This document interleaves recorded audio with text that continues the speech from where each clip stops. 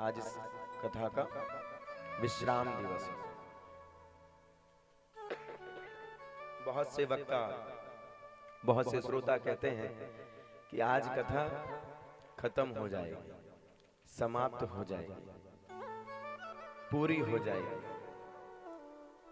कथा कभी पूरी नहीं होती। हरि अनंत हरि कथा, हाँ, और समाप्त भी नहीं होती। तो फिर क्या?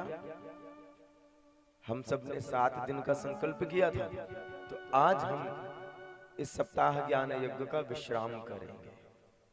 भाई आज यहाँ विश्राम हुई, कल कहीं फिर प्रारंभ हो जाएंगे। हाँ,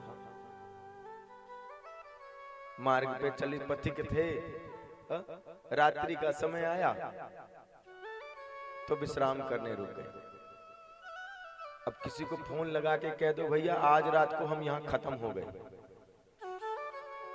तो कैसा लगेगा?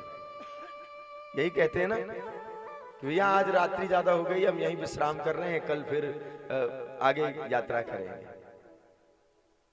कि बोलते हैं कि भैया आज रात को हम खत्म हो गए हैं, सवेरे उठेंगे तब हो जाएंगे। नहीं, हाँ, बहुत से वक्ताओं को आजकल तो YouTube का माध्यम बना हुआ है, तो बहुत सी बातें सुनने में आती है। फेसबुक में, YouTube में एक हमने जब द्वितीय दिवस की कथा प्रारंभ करी तो हमने बताया जन्मादेश शब्द का अर्थ कि जो जन्म इत्यादि कारणों से रहित हो, अर्थात अवतार लेता हूँ, अवतरित होता हूँ, वही परमात्मा है। लेकिन आजकल हम लोग जब फेसबुक उठाते हैं ना, तो देखते हैं उसमें लिखा रहता है बहुत सारों के जन्मोत्सव पर अवतरण दिवस की हार्दिक शुभकामनाएं। हाँ, लिखा रहता है कि नहीं? जिससे हम ज्यादा स्नेह करते हैं।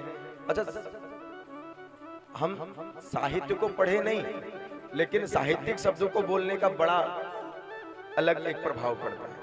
तो अब भाव में बह करके और लिख देते हैं अवतरण दिवस की हार्दिक शुभकामनाएं। तो हम भी कमेंट में लिख देते हैं ऐसे भगवान को हमसे भी मिलाएं। हाँ भाई, अवतार तो भगवान के ही होते हैं। अच्छी बात है, सीखना चाहिए। हम गलत सीखेंगे तभी तो सही मार्ग मिलेगा। ऐसे ही कथा कभी समाप्त नहीं होती, कभी अंत नहीं होता, कथा का विश्राम होता है।